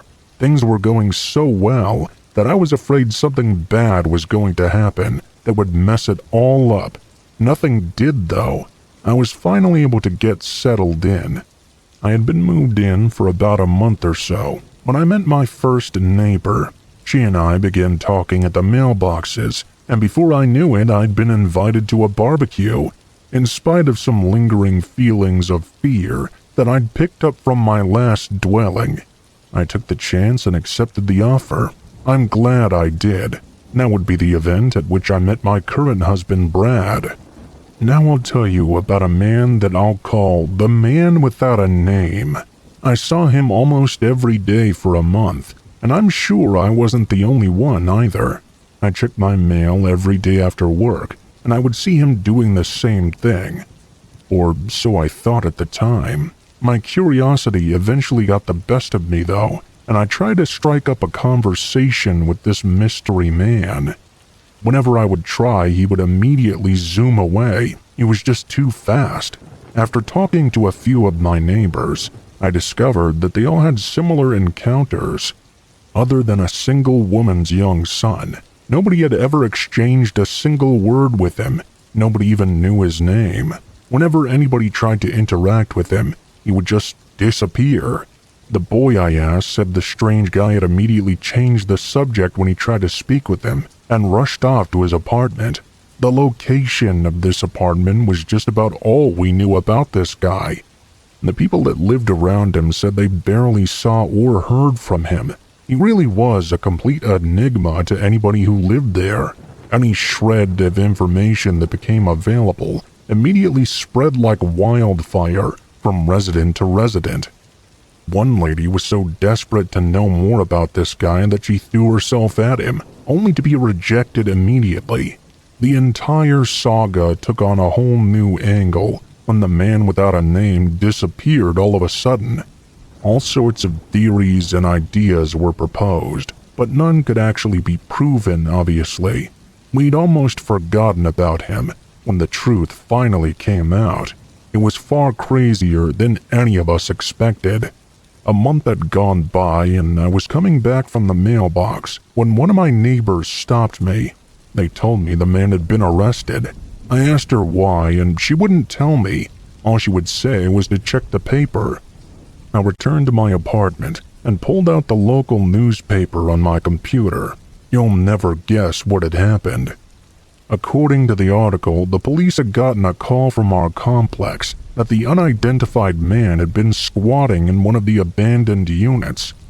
The squatter was taken into custody with no resistance. When the officers searched the unit, over $5,000 in stolen items were discovered inside. The items ranged from cell phones to laptops to personal effects. More of the story was being released in the coming weeks.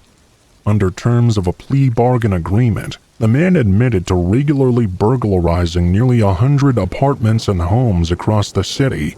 One of the apartment complexes he admitted to targeting was the place I had fled from a few months prior. My mind was blown. He was the very same man that had robbed me. The odds were astronomical. The only place he hadn't robbed at was at the complex he was actually squatting at. I can only guess he thought it would bring too much attention to him. Little did he know that his attempts at laying low were exactly what made him stand out. The only thing I ever heard was how he was able to stay in the unit so long without being noticed. I have a few theories, but it's not important enough to include them here. To this day, it remains the single most creepy and astounding time of my life.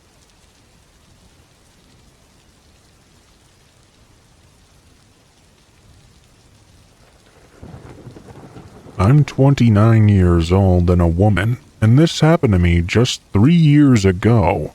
Now, I didn't live anywhere near my family at the time, but one of my family members was having something serious going on. I needed to be there for a few months at least. My options for living while there were either a hotel, which would be incredibly expensive, or to rent a place from a private owner. Finding someone who will rent out for only a few months is not exactly an easy task. Most people's absolute minimum is 6 months. I spent multiple full days looking online and basically had no luck at all. That was until I got to Craigslist. I knew there was a renting section on the site, but I was trying to avoid it unless absolutely necessary. Fairly quickly, though, I found a place not too far away from where I actually needed to be. It was a very small house, which hopefully meant much cheaper. They didn't specify a minimum lease period either. There was a phone number on the page, so I called it right away. An older-sounding woman picked up. She talked very slowly, but we had a conversation about the property and pricing. She was kind enough to let me only do a 4-month lease. Fast forward to a few weeks later. I arrived at the property. Again, it was very close to where I needed to be, but it was also very far out of the way from the main city, kind of tucked away into the woods. As we'd previously discussed, the woman didn't meet me there, but had instead left a key and some papers taped to the door. I went inside and took a look around. It was very old and kind of cramped. I did a bit of unpacking, then rested after the long drive. I didn't do much else other than watching TV. Around 7 o'clock, though, there was a knock at the door. I got up and checked my phone. I didn't see any text from the lady saying she was coming over. I walked over and looked out the peephole. There was a random man standing a few feet away from the front of the porch. I opened up the door and called out to him. "Hello, sir? How can I help you?" He had a serious face and explained that he was here for the fireplace cleaning. I looked over at his van that was parked in the driveway, right behind my car, then back at him. "It's a little bit late for that, isn't it? It's almost 7:30. He shrugged and said, "Well, that's what it was scheduled for." I told him to wait a minute, closing the door and walking back to the living room. I texted the lady and tried calling as well. I couldn't get a hold of her, though. I then went over to the fireplace. It wasn't dirty at all. I didn't really know what to think. After all, this wasn't my house. Maybe it was just a cleaning service the lady had scheduled as part of prepping the home for me. This might sound odd, but fireplace cleaning is such a niche service that I thought the man likely wasn't lying. If he'd said he was a plumber or something generic, I might have been more skeptical, but it was so specific. I went back. When I opened the door again, the man was now standing right on the porch just a couple feet from me. It really scared me, not expecting him to be so close all of a sudden. Before I could respond or say anything, he told me he was trying to get out on time tonight and really needed to start right now. He stepped closer and put his hand on the door, gently pushing it a bit more open. Now I was getting really uncomfortable and rethinking everything. "Alright, yeah, just give me one more minute and I'll let you." I said that, trying to close the door, but the man kept his left hand on it and kept it open, knowing I couldn't close it if he wasn't going to let me. It seemed I didn't have a choice anymore. I let him in. I walked him over to the fireplace. He followed close behind me. He went up and looked at it only for a second. Right as he turned around, I took my keys from the counter and ran out to my car. The man's heavy footsteps rung throughout the house. I got out and into my car. He ran up to the window just as I turned it on, with his van still right behind me. I had to turn off the driveway and out into the woods, dodging the trees as I made my way back to the pavement. Eventually, I got back to the road. I called the police while driving, too scared to stop. When the officers arrived, he and his van were already gone. The front door was left wide open. It plainly showed he was not supposed to be there. Of what the police and I know, the man probably knew this house was being rented out somehow, and that whoever the new resident was, they wouldn't know if he was actually scheduled to come or not. I guess he was hoping to be let in from there. It's anyone's guess as to what he planned on doing, though.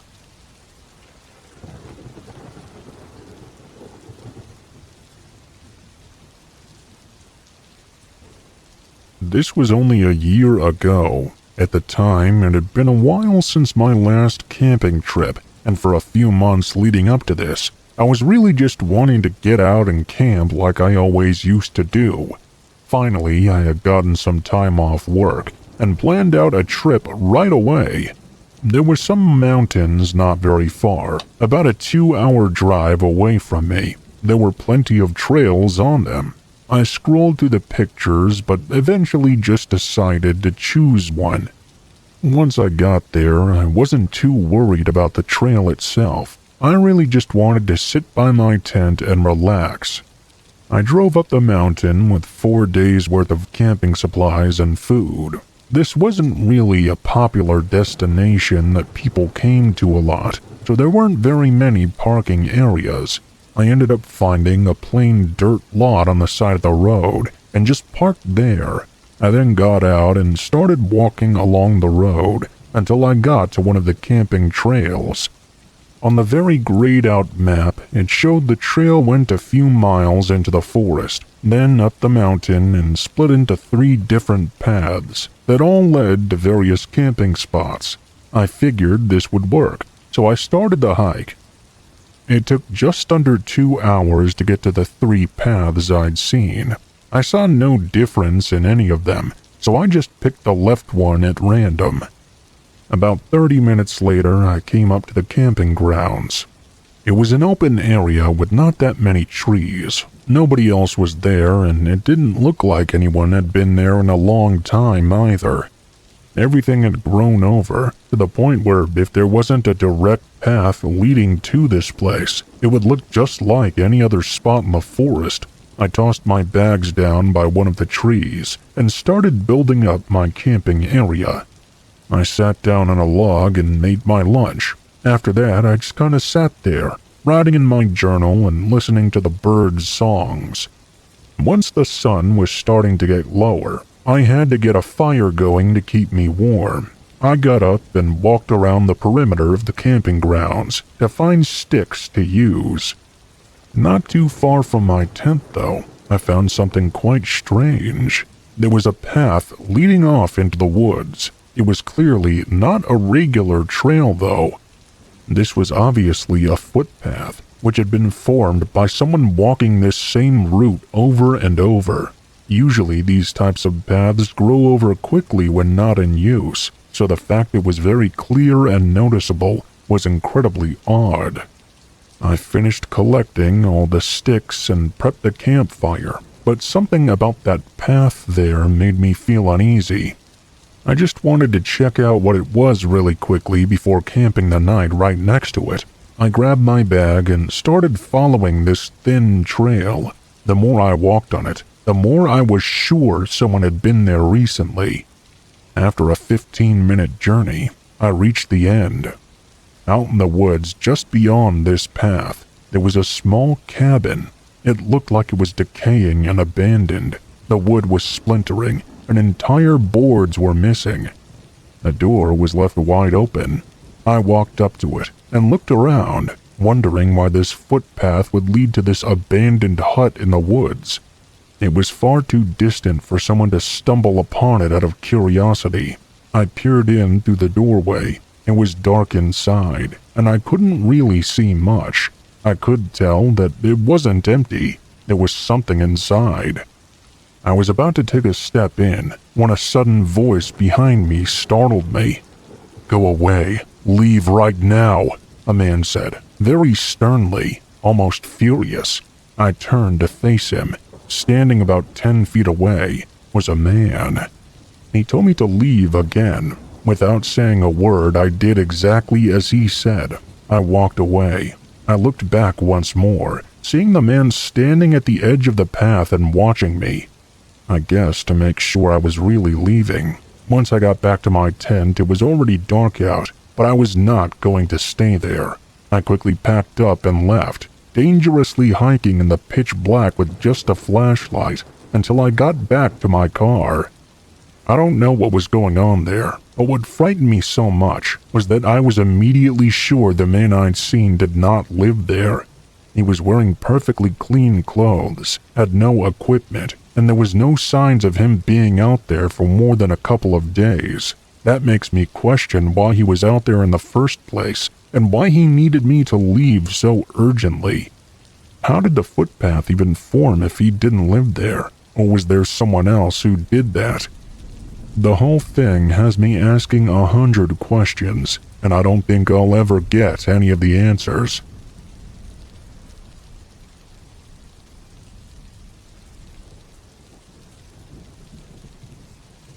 This happened March of last year. I was living in a really cheap apartment complex. It was all I could afford at the time. The apartment was tiny, and my neighbors were a lot older than me. The vibe of the building was very much single dudes. One night in March at around 2 a.m., I was lying on my bed reading a book. I have a habit of staying up late. All of a sudden, I heard a loud banging sound at the door. Someone was trying my door handle as well. It sounded like someone was trying to kick the door in. I could hear it shaking with the impact. I thought it was someone annoyed and making some sort of complaint about noise, but I hadn't made a single sound in the last 2 hours. I didn't have the TV on, and I wasn't playing music either. I'm not ashamed to say I was absolutely bricking it at this point. It was really frightening. I managed to muster up enough courage to creep over to the door and put my eye to the peephole. I saw a guy out there I had never seen before. He looked to be about 50 years old and had this totally insane look on his face. I didn't understand why this guy was so pissed off. I hadn't ever had any trouble with any of the residents here. I didn't really want to do so now either, but after 5 agonizing minutes it was clear this guy was not going to give up hammering on the door. I thought it would be better to talk to this idiot before he woke up the whole damn building. I put the chain on the door and slowly opened it. The instant I inched the door open, a knife jutted through the gap. It danced its way toward me. I pushed on the door as hard as I could, and thankfully the owner of the knife seemed to be weaker than me. The door closed shut the whole way, and everything fell silent. I didn't get a good look at the guy's face. I shouted through the door, "Hey, what the fuck was that?" I never got a reply. I just heard someone board the elevator, and it departing. Could it be that someone had mistaken my room for another? Did someone on this floor have a grudge against another person? What kind of grudge provokes a spontaneous knife attack? I thought the residents here were all older anyway. None of this made any sense. Everyone in the building seemed mostly nice, and there had never been any trouble as far as I knew. I just couldn't figure it out. I couldn't do much about it either. I decided I couldn't do anything but get some rest. I had to work the next day anyway. Yes, I know I should have called the police, but I didn't do so. The following night, or if I should more accurately say the following morning, the same thing happened again. The same psycho showed up at my door, knife in hand. I was scared and angry now. The adrenaline was really pumping through me. "What are you doing? You've got the wrong guy. Who does this at this time of night?" I shouted all kinds of stuff, hoping something would make sense to this guy out there. I grabbed a big piece of wood. It was part of a shelf that had recently come down. I was ready to knock some sense into this guy. I was also ready to call the police. I just didn't know which was going to be the most effective first. I decided to take one more look at the peephole. The guy was just kind of standing there in a daze. I got a good chance to look at his face, and that's when I began to recognize him from somewhere. I had only ever bumped into him in the lobby a couple of times. He always made small talk with me and seemed like a really nice older guy. He'd even asked me if I wanted to have dinner with him one of those times. Well, I was really glad I didn't accept that invitation now. I think he lived somewhere below me. I couldn't get my head around this. Why was he now just randomly attacking me? I called the police right away. I kept silent all the while he continued to hammer on my door and try the lock. Anyway, to cut an incredibly frustrating story short, the guy was interviewed by the police when they arrived. I gave my statement, but as far as I can tell, he made it out like he was totally innocent. He pretended he knew nothing about what happened. The cops patronized me and kept asking me if I was under the influence. They warned me not to lie to the cops. Well, I knew what I'd seen. What frightened me the most is that he got away with it so easily. Would he do it again? The police wouldn't do anything about him, I realized. I bumped into him a couple more times before I moved out. He would just smile at me and put his hands in his pockets. I've been struggling to find a reason for his resentment towards me, but I could come up with nothing. Maybe it's because I was young or something. Keep an eye on your neighbors. That old saying, "a wolf in sheep's clothing," can really be more true than you realize. Don't forget to hit that subscribe button and that little notification bell so you never miss a story. And if you have your own encounter you'd like to share, leave a comment below. Who knows, it might just find its way into a future video. Until next time, stay safe, stay curious, and remember, the scariest stories are often the ones closest to home.